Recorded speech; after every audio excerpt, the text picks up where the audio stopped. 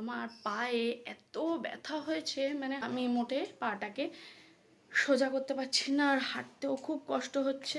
আজকে শুধু বানাবো ডিমের ঝোল আর ভাত। মেয়ের জন্য এখানে বেড়ে নিচ্ছি সুজির পোলাও, একটা প্লেটের মধ্যে তুলে নিচ্ছি ওর জন্য। Good morning everyone and welcome back to the channel. আর আমি ইন্দ্রিলা আজকে তোমাদের সামনে হাজির হয়ে গেছি একটা নতুন ভিডিও নিয়ে। তো আজ হলো শুক্রবার, তো আজ থেকে আমার মেয়ের এক্সাম স্টার্ট হলো, আর এখন ওকে দিয়ে বাড়িতে চলে এসেছি। তো একটু চা বিস্কুট খেয়ে নিয়েছি আমরা দুজনে, তারপর হাজব্যান্ড বেরিয়ে গেল, আর আমি এখন চটপট একটু রান্নাবান্না করে নেব, নিয়ে আমার আবার তাড়াতাড়ি বেরোতে হবে। আর তার মধ্যে আজকে না আমার পায়ে এত ব্যথা হয়েছে, মানে হাঁটুর এই যে জয়েন্টটা না, এই যে জয়েন্টটা মানে এত ব্যথা যে আমি মোটে পাটাকে সোজা করতে পারছি না, আর হাঁটতেও খুব কষ্ট হচ্ছে।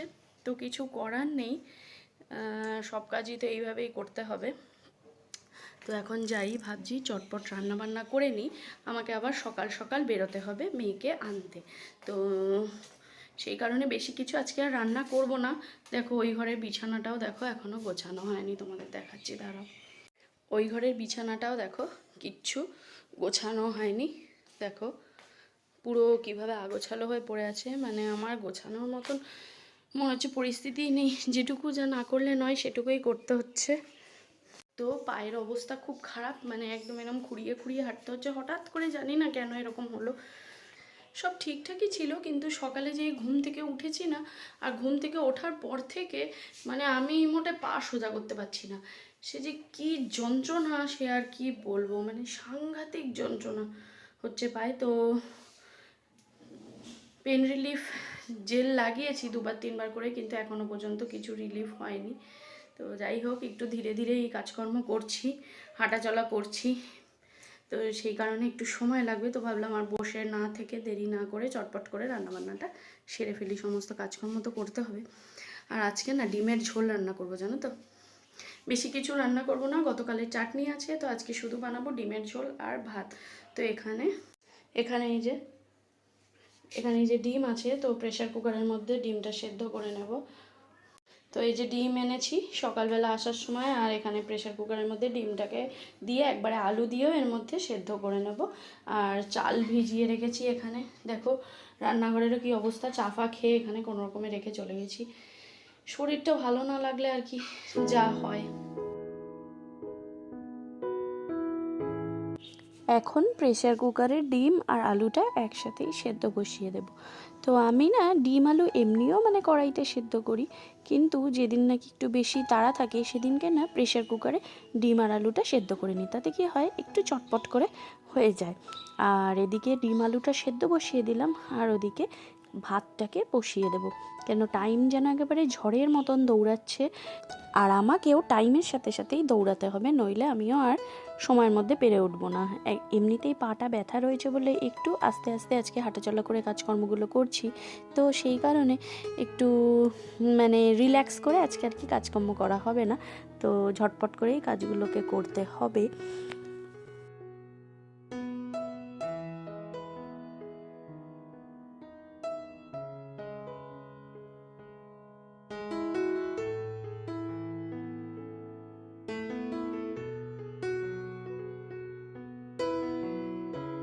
তো প্রথমেই তোমাদেরকে বলেছিলাম যে ডিমের ঝোল শুধু করব, আর কিছু করব না। তারপরে ভাবলাম যে শুধু ডিমের ঝোল দিয়ে কি হবে, তো সেই কারণে একটু বেগুন ভাজা করলাম। আর মা কিছুদিন আগে, মানে তাও বেশ কিছুদিন হয়ে গেল, মা না একটু ওই কি বলে ওই শাকটাকে, নোটে শাক বোধহয় বলে এই শাকটাকে, না কলমি শাক বলে, আমার ঠিক মনে পড়ছে না।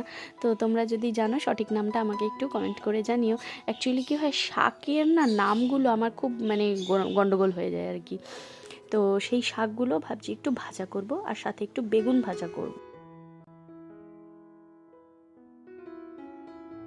এই শাকগুলো না মা যখন দিয়েছিল, মা একদম বেছেই দিয়েছিল আর কি, শুধু আমাকে বলেছিল তুই শুধু একটু কেটে নিবি, ব্যাস তাহলেই হবে। তো তাও না আমার না করা হয়নি, অ্যাকচুয়ালি ফ্রিজের মধ্যে ছিল, এই শাকটা না একটু ভেতরের দিকে ছিল, যার জন্য শাকটা আর কি চোখে পড়েনি। তো সেই কারণেই আর কি আরও বেশি করে আর কি যে করাটা হয়নি, এমনি যে ইচ্ছে করে করিনি সেরকম ব্যাপার না, কিন্তু করাটা হয়নি ওই কারণে আমার চোখে পড়েনি বলে। তো আজকে যেই চোখে পড়েছে আমি বললাম না আজকেই করে ফেলি, আর বেশি দিন রাখলে শাকটা এবার নষ্ট হয়ে যাবে, আর খাওয়া হবে না। তো এই শাকটার মধ্যে না আমি একটু কালো জিরে শুকনো লঙ্কা ফোড়ন দিয়ে আর একটু পেঁয়াজ দিয়ে ভাজা করব। কেন কি আমি আমার মাকে না এইভাবেই ভাজতে দেখেছি এই শাকটা, আর খেতেও খুব ভালো লাগে। তবে এটা আমার যদ্দূর মনে হচ্ছে এটা বোধহয় নোটে শাকই বলে এই শাকটাকে। তো এই শাকটা এইভাবেই পেঁয়াজ দিয়ে ভাজা করব আর কি। আর বেগুনগুলোতে এখন একটু নুন হলুদ আর চিনি মাখিয়ে রেখে দেব, তারপরে বেগুনগুলোকে ভাজবো। আর এখন না ওই কাটা শাকগুলোকে একটা বাটির মধ্যে একটু জল নিয়ে শাকগুলোকে ভিজিয়ে রেখে যাব, তারপর এসে পরিষ্কার করে ধুয়ে নিয়ে রান্না করব। আমি না যে কোনো শাকই রান্না করার আগে না কেটে এরকমভাবে একটা পাত্রের মধ্যে জল দিয়ে ভিজিয়ে রেখে দিয়ে যাই। কেন কি শাকের মধ্যে আজকাল এত বালি কাদা থাকে, তো না ভিজিয়ে রাখলে আর বালি কিচকিচ করলে আর সে শাক খাওয়ার উপযুক্ত থাকে না। এখন যাই গিয়ে ওই ঘরের বিছানাটা গুছিয়ে নিই। ওই ঘরের বিছানাটা গোছানো হয়ে গেছে, ছোট ঘরের। এখন এই ঘরের বিছানাটাকে গুছাবো।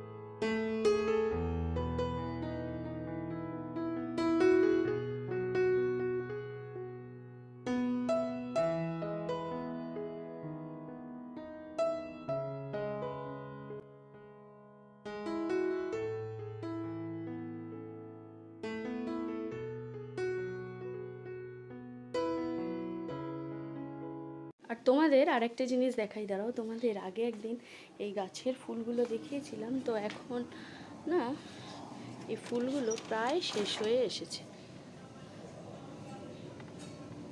দেখো।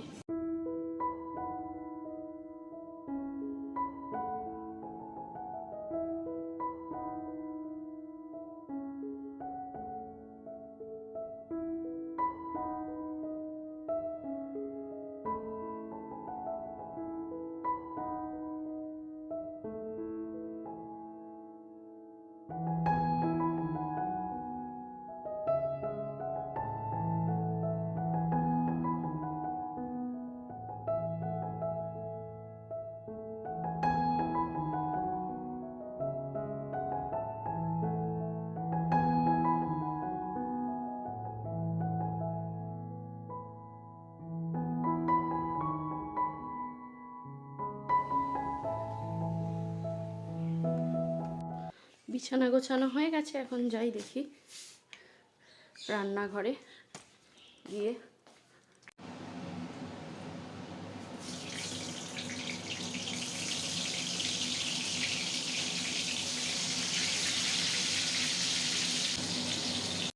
পেঁয়াজগুলোকে না আগেই ধুয়ে একটা ঝুড়ির মধ্যে রেখে দিয়ে গেছিলাম যে ভালো করে জলটা ঝরে যাবে তাহলে। আর এদিকে ডিমটা সেদ্ধ হয়ে গেছে, তারপরে ডিম সেদ্ধটা নামিয়ে নিয়েছি। এখন ডিমগুলোকে একটু ছুলে নেব, নিয়ে সুন্দর করে ডিমগুলোকে ভেজে নিয়ে তারপর ঝোল করব। অনেকে না আছে দেখি যে ডিমের ঝোল করার সময় ডিমটাকে ভাজে না, কিন্তু আমার আবার মানে আমি ওরকমভাবেই বেশি পছন্দ করি। কেন কি তাতে না ডিমটা একটু বেশ নরম নরম থাকে।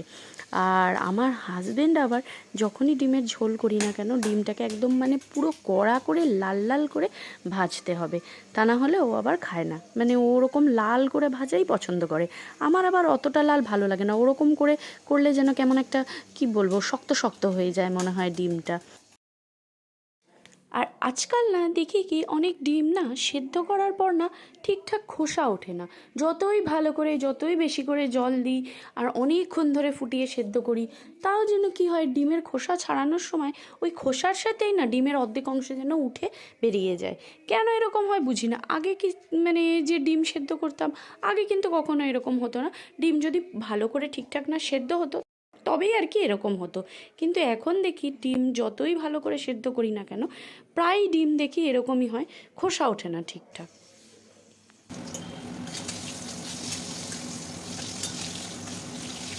বেগুন ভাজাটা প্রায় হয়ে এসেছে আর এদিকে আমি শাক ভাজাটাও বসিয়ে দিয়েছি।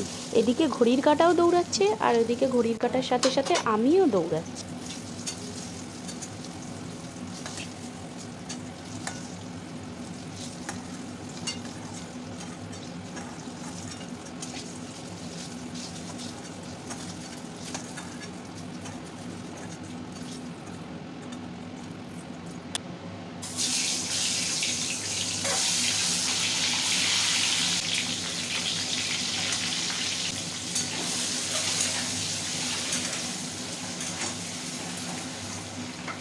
শাকটা না ভালো সিদ্ধ হচ্ছে না জানো তো, মানে অনেক শাক দেখি এরকম হয়, মানে ভালো মজে না শাকটা, কেমন যেন ছ্যাবড়া ছ্যাবড়া হয়। এখন এই শাকটা কি সেই রকমই নাকি মানে অনেক দিন হয়ে গেছে ফ্রিজে রয়েছে বলে এরকম হলো, ভালো মজছে না, সেটাই আর কি বুঝতে পারছি না। তো যাই হোক শাকটা ছ্যাবড়া ছ্যাবড়া মতনই রয়ে গেল, খুব ভালো মজলো না।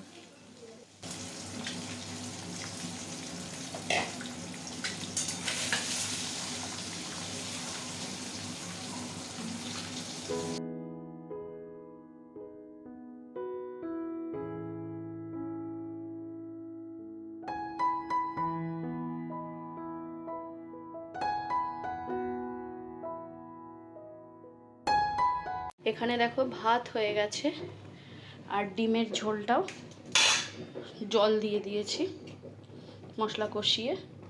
ডিমগুলো দিয়ে একটু ফুটিয়ে রেখেই আমি চলে যাব, আর বেশি ফোটানোর সময়ও হবে না। এই যে এবার ডিমটা একটু ফুটিয়ে নিয়ে রেখে চলে যাব। আর আমার এই জানলাটা না এত হাওয়া, সেই জানলাটা দিয়ে না সে মানে বন্ধ না করলে আর উপায় নেই, এমনিও বেরিয়ে যাব, জানলাটা বন্ধই করে দিয়ে যাব। তাও জানলাটা না মানে বন্ধ করলে না হয় না, রান্না করার সময় যদি কোনো সময় জানলা খুলি সে এত হাওয়া আসে সে আর বলার না। তো যাই হোক এখানে ভাত হয়ে গেছে, ডিমের ঝোলটাও হয়ে এসছে প্রায়, আর এখানে শাক ভাজা বেগুন ভাজা হয়ে গেছে। আর এখন আমি চটপট রেডি হয়ে নেব।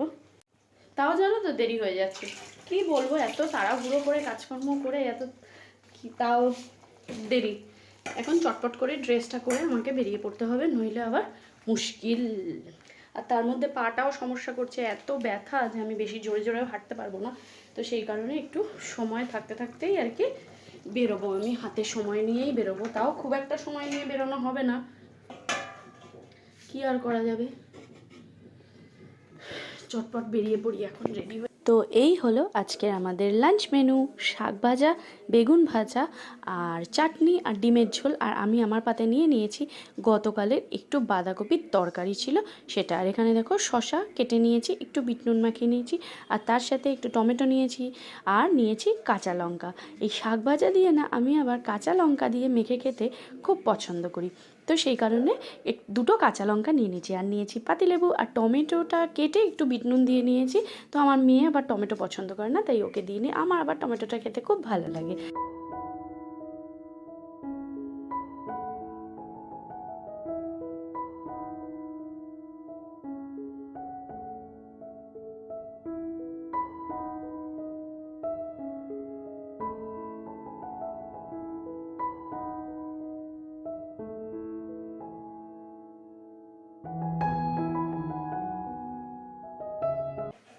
গুড ইভিনিং এভরিওয়ান, আর এখন হয়ে গেছে সন্ধ্যাবেলা, আর এখন ঘড়িতে বাজে ঠিক সন্ধ্যে 6টা।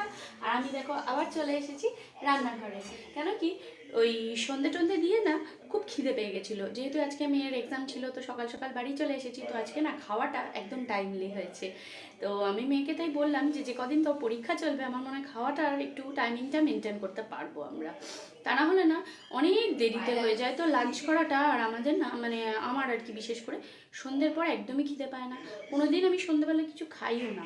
তো আজকে যেহেতু 1:30টার সময় আমরা ভাত খেয়েছি, তো সেই কারণে দেখলাম যে এখন সন্ধে হয়ে গেছে, সন্ধে টন্ধে দিলাম, তারপর দেখছি একটু খিদে খিদে মতন পাচ্ছে।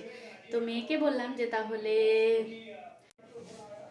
বললাম যে চল একটু সুজি খাই, মানে কি একটু ওই সুজির পোলাও বানাবো আর কি। খুব খিদে পেয়ে গেছে, সেই কারণে চটপট করে একটু সুজির পোলাও বানাচ্ছি। এখানে সুজি ভাজতে বসিয়ে দিয়েছি কড়াইতে, আর এখানে দেখো একটু পেঁয়াজ, আলু আর কাঁচা লঙ্কা কেটে নিয়েছি। আর আজকে একটা জিনিস নতুন আমি ইনক্লুড করছি, যেটা হলো নাকি টমেটো। অ্যাকচুয়ালি কী বলতো, গাজর টাজর কিছু নেই, তো অন্যদিন যখন সুজির পোলাও করে একটু গাজর টাজরগুলো অ্যাড করি, তো আজকে যেহেতু কিছু নেই, তো সেই কারণে ভাবলাম একটু টমেটো অ্যাড করে দিই। খারাপ কেন লাগবে, সব কিছু দিয়েই সব কিছুই খাওয়া যায়। দেখি একবার ট্রাই করে কেমন লাগে। প্রথমে শুকনো খোলায় সুজিগুলোকে একটু ভেজে নেব, ভেজে তারপর সুজিগুলোকে নামিয়ে নেব। তারপর কড়াইতে একটু তেল দিয়ে তার মধ্যে কালো জিরে ফোড়ন দিয়ে দেব। আর কালো জিরে ফোড়ন দিয়ে প্রথমে আমি একটু আলু আর পেঁয়াজটাকে ভেজে নেব, তারপর আমি টমেটোটাকে অ্যাড করব। কেন কি প্রথমেই টমেটোটা দেবো না, কেন প্রথমে যদি টমেটোটা দিই তাহলে কি হবে, টমেটোটা না একদম সেদ্ধ হয়ে মানে একদম মিশে যাবে আর কি। তো সেই কারণে টমেটোটা একটু পরে দেবো, যেন কি টমেটোটা একটু গোটা গোটা থাকে। তারপর সুন্দর করে ভাজা ভাজা করে নেব। তারপরে একটু হলুদ দিয়ে দেব, আর একটু স্বাদ মতো নুন দিয়ে দেব, আর দেবো কি কিশমিশ, যেটা নাকি আমি একদম মাস্ট আর কি দেবই দেব। যখনই আমি সুজির পোলাও বানাই না কেন, কিশমিশটা কিন্তু আমি অ্যাড করি, সে যত যা জিনিসই দিই না কেন।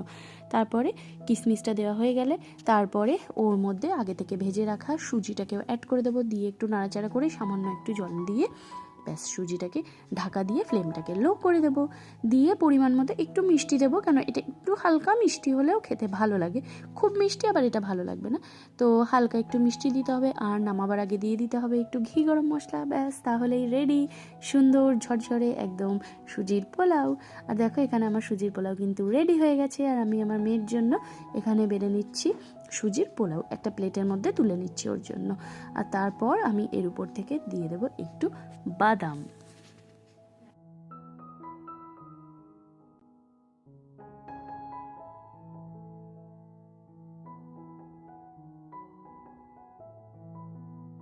এখন মেয়েকে দিয়ে আসি যাই, ও দেখি এখন বসে বসে টিভি দেখছে। তো ও স্কুল থেকে এসে তারপরে খাওয়া দাওয়া করার পর না একটু রেস্ট নেয়নি, পড়াশুনো করেছে, তারপরে আবার টিচার এসেছিল। প্লেটটা মেয়েকে দিয়ে এসেছি, আর এখানে আমার জন্য রেডি করে নিয়েছি, এই দেখো টানটানা। মেয়ে এখন খেতে খেতে টিভি দেখবে, আর আমি এখন ঘরে বসে একটু রিল্যাক্স করব আর খাবো। তবে সন্ধে হয়ে গেল জানো তো, পায়ের যন্ত্রণাটা কিন্তু এখনও কমলো না। আরও কয়েকবার পেন রিলিফ জেল লাগিয়েছি, কিন্তু কিছুই হচ্ছে না। ভালোই গরম পড়ে গেছে, ফ্যান ছাড়া এখন বসাই যাচ্ছে না। তাহলে বন্ধুরা, আমি এখন সুজির পোলাও খাই। আর আজকের মতন ভিডিওটা এই পর্যন্তই, তোমাদের সাথে আবার দেখা হচ্ছে নেক্সট কোনো ভিডিওতে। আর যদি আমার ভিডিওটা ভালো লেগে থাকে তাহলে অবশ্যই একটা লাইক করো, কমেন্ট করো, শেয়ার করো, আর চ্যানেলটাকে কিন্তু সাবস্ক্রাইব করতে একদম ভুল করো না। তাহলে বন্ধুরা, বাই বাই।